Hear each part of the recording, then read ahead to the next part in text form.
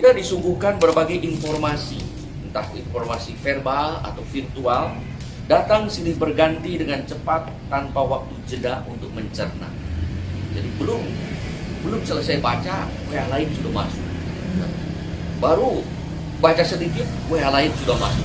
Jadi begitu banyak. Dan bagus-bagus kadang-kadang ya cerita-ceritanya itu. Jadi begitu banyak. Kita tak sempat lagi berefleksi, merenung, apalagi menguduskan diri. Hasilnya bisa jadi kita tampil mengutamakan tampilan luar, tapi tanpa kedalaman. Kita bisa sibuk di sana sini, asal gampang dan senang, tapi tanpa memikirkan apa yang baik dan benar. Bisa jadi ada orang mengaku percaya pada Tuhan, tetapi tak mengandalkannya. Mengaku dekat dengan Tuhan, tapi hidupnya tak menunjukkan kasih Allah. Mengaku dengan nama Kristiani, tapi hidupnya jauh dari belas kasih Allah. Mengaku mengenal Tuhan, tetapi tak ada sukacita. Maka kita sedih dan turut prihatin ketika ada orang-orang yang menggunakan nama Kristiani, tetapi berbuat jahat kepada sesama, memukuli, menendangi. Kita prihatin apa yang harus kita lakukan. Karena mungkin tidak berhasil mengenali Tuhan. Pernah terjadi, saya sering berangkat dengan Vijen. Tadinya mau saya ajak, tapi sedang ada acara. Wah, tertarik juga ada acara di Bumi Sri Asih. Jadi saya berangkat sendiri. Lalu pernah saya berangkat ke Jakarta, diundang oleh suster di suatu komunitas. Lalu saya duduk di belakang, Vijen duduk di depan dengan supir. Disambut oleh satpam. Pijet saya gagah, lanjut satpam, selamat siang Bapak Uskup, kata pijet saya yang di belakang yang kecil.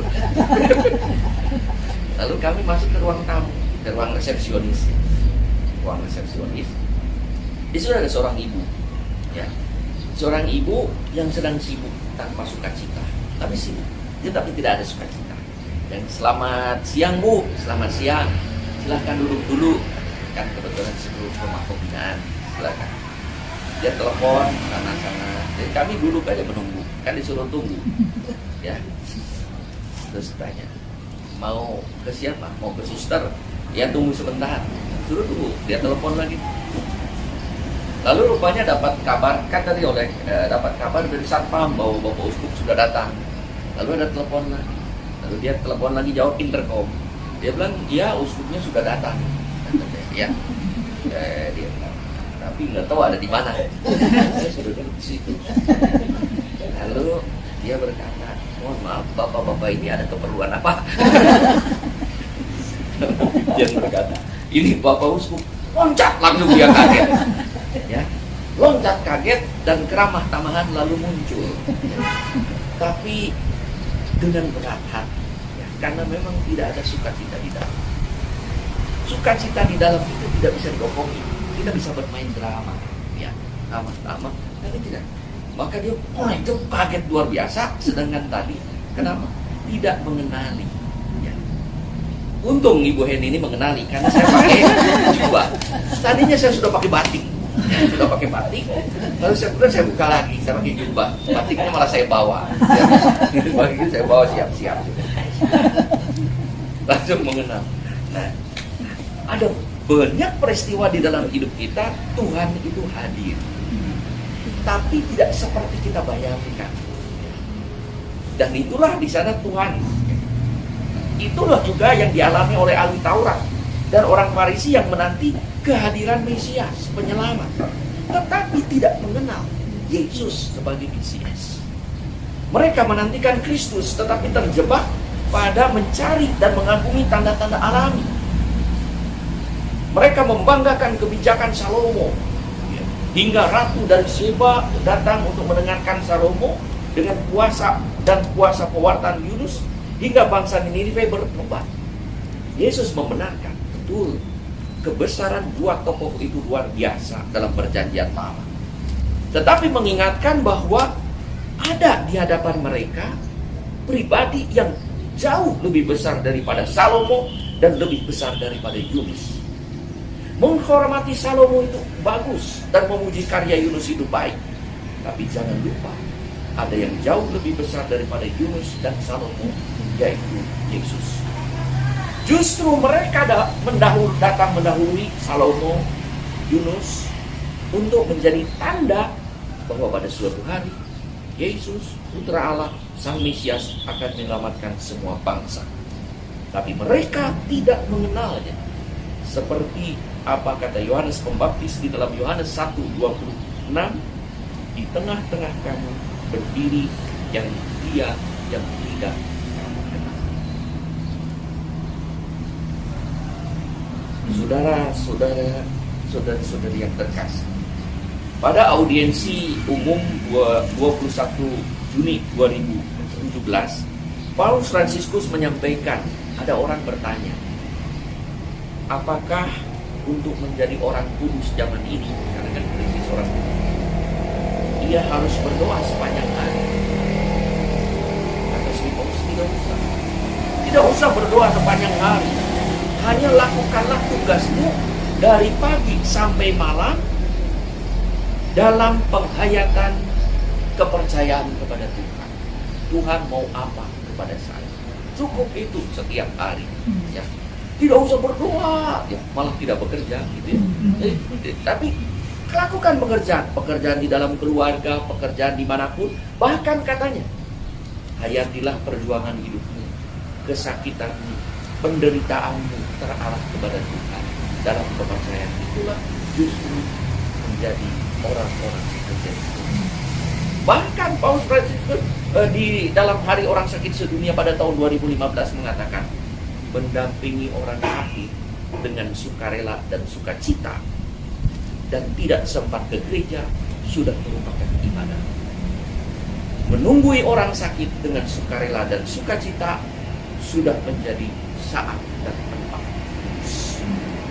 Lain kalau menanggung orang sakit marah-marah, nah itu bukan ya. Dengan sukacita, ya tetap sabar, ya senang, gitu. Nah itu yang membuat. Karena kalau dengan bete tidak, ya. Nah, luar biasa, ya Paus di luar biasa. Jadi dan dia realistis. Kan kadang-kadang ada orang, saya mau ke gereja dulu, ya. Misalnya ya, saya mau ke gereja dulu, padahal bapaknya lagi sakit parah gitu ya. Jangan, saya lagi, saya ke gereja dulu lebih penting. Kata Paus, jangan ke gereja, dampingi orang sakit, dan itu sudah merupakan doa dan ibadah. Luar biasa Paus Fransiskus ini ya. Tapi jangan dibalik ya. Masa sama lagi malas ke gereja. Jangan dibalik ya. Tapi kalau ada kesempatan ya, sakit ya, dan segala sesuatu, maka sama ya. Kalau imam juga bisa jam 11 ya, ingat orang yang butuh bantuan, udah bisa jam 11 nih, bantu dulu ya. Terlambat untuk membantu sudah merupakan ibadah, tapi terlambat karena tidur, karena malam yang sepak bola sudah merupakan dosa. Lainnya jadi beda, jadi dibedakan gitu.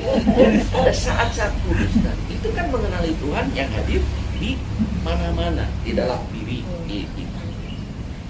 Maka saudara, bagaimana mungkin ya kita terarah kepada Tuhan kalau kita tidak mengenal Tuhan? Maka bagaimana menjumpai Tuhan dalam diri keluarga kita, anggota keluarga kita, orang tua, anak-anak yang justru membutuhkan pendampingan kita.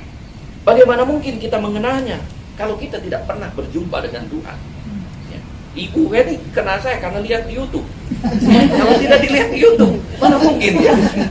Karena pernah lihat di YouTube. Ya. Itu aja nyaris hampir nggak kenal. Itu juga nyaris sampai tidak kenal ya. Iya. Sering Bu, kalau saya itu sering tidak dikenal. Saya ke Dirjen Bimas itu sempat dimarahin Bu. Dia bilang, ini datang terlambat. Saya bilang, saya dimintanya hari ini. Enggak, semua peserta sudah 2 hari yang lalu. Saya diminta hari ini. Siapa namanya? Saya mau memberi hari ini.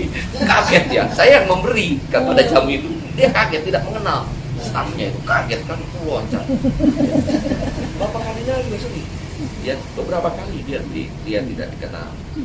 Dia mau masuk, ya sih, Pak, mohon maaf, undangannya ya ada Kumanangun Jakarta tidak dikenal ya.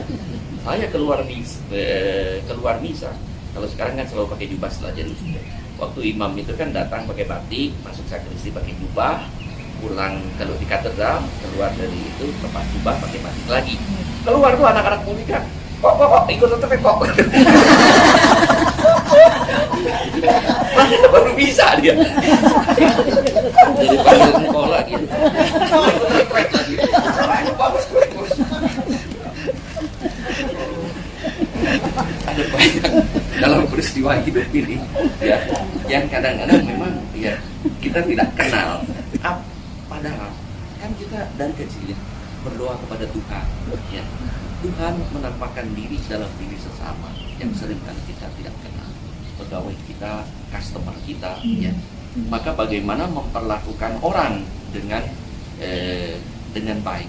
Kemarin saya duduk di pesawat ya, 2 orang dikira saya anak kecil tuh sama 2 orang itu dari Bangkok tuh. Saya kemarin berbicara saking muda iya mereka padahal itu pasti umurnya paling 26 itu dikira saya masih kecil gitu. Saya pakai topi gitu ya, jadi rambut putih saya nggak kelihatan. Terus yang pacarnya yang laki-laki bilang nggak usah diganggu kasihan jadi jangan diganggu kasihan. Saya doakan iya, dia tanya terus umur berapa, saya nggak jawab kan, saya senyum-senyum saja. Terus dia malah bilang kalau di Indonesia kalau ciuman di jalan boleh nggak, ya sopan nggak, boleh, nanti orang tepuk tangan.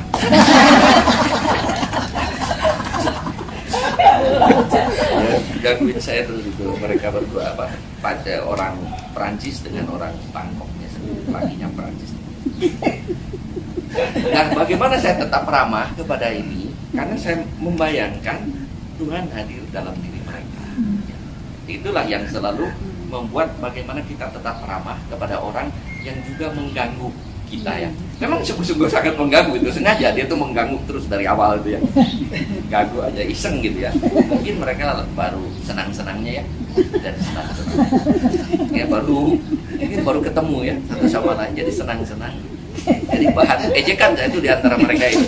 Saya dengerin aja senyum-senyum gitu ya. Nah, maka mari kita kenali dan jumpai Tuhan dalam Ekaristi yang memberi sukacita hidup kita. Dan kadang-kadang umat juga kita kadang-kadang tidak sadar ya. Ketika ada kan di sini kita tertib ya langsung dulu. Kalau ada misa di keluarga kan orang yang di rumahnya kedapatan misal sibuk kan beresin di rumah sampai tidak ikut misa. Padahal ada misa yang jauh lebih penting. Dan itu juga diingatkan kita dalam Injil hari ini. Di sini kata Yesus ada yang jauh lebih penting. Yesus hadir di dalam perayaan Ekaristi dalam tubuh dan darah Kristus. Itu yang jauh lebih penting ya. Dari segala acara. Maka ketika ada acara-acara apapun, ketika ada misa ini yang jauh lebih penting. Tapi orang seringkali tidak sadar.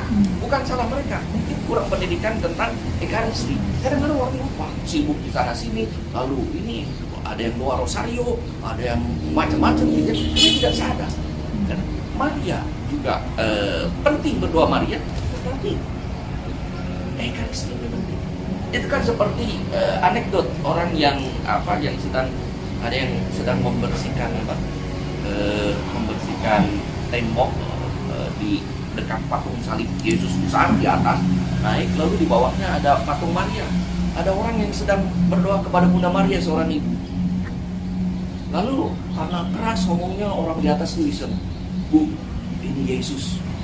Kaget kan, lagi berdoa kepada Bunda Maria, ini Yesus. Dia lihat salib kan, orangnya gak kelihatan saking gedenya. "Bu, ini Yesus." Dia bilang, "Yesus, saya lagi bicara sama ibumu." Ya, padahal itu kan lebih penting daripada ibunya, gitu ya. Kadang-kadang kita tidak tahu, ya, tidak tahu. Hari ini kita lewat peristiwa ini diingatkan juga, terima kasih Ibu ini, bahwa peristiwa ini usaha apapun, hidup keluarga apapun, bagus, penting, tapi harus ada dasar. kekuatan dari perayaan Ekaristi. Itulah yang menjadikan hidup. Kalau sekarang sudah bersuka cita, lebih bersuka cita. Kalau sekarang sudah lebih sejahtera, lebih sejahtera. Ya, itu yang dia. Kalau sekarang sudah baik, akan lebih baik. Ya. Maka pekerjaan dan usaha yang adalah bagian dari perjalanan seseorang menjadi kudus seperti ini, sebagai bagian dari syukur atas anugerah yang Tuhan berikan kepada kita dan bagaimana kita mengembangkannya dalam usaha. Semoga karena mengenali Allah di dalam hidup, semoga pemberkatan Gokar Suki ini juga terjadi karena keluarga Ibu Penny menyadari bahwa usaha ini bukan sekedar pekerjaan manusia, tetapi juga karya Allah untuk sesama yang bisa menambah kesejahteraan bukan hanya keluarga, tetapi juga pelanggan dan karyawan. Maka kalau kita mengenali karyawan dan pelanggan sebagai tanda kehadiran Tuhan, bagaimana kan orang merasa di sini enak ya, udah makanannya enak, suasananya enak, disambut dengan ramah, mengalami orang itu terberkati. Ya, santai, ngobrol sana sini, ya, segala dilayani, ya, pegawainya ramah dan orang kan mengalami terberkati. Sehingga melalui usaha ini sungguh nama Tuhan bisa dimuliakan, orang banyak mengalami berkat dan keluarga juga bersukacita. Mari kita gunakan karya ini sebagai jalan dari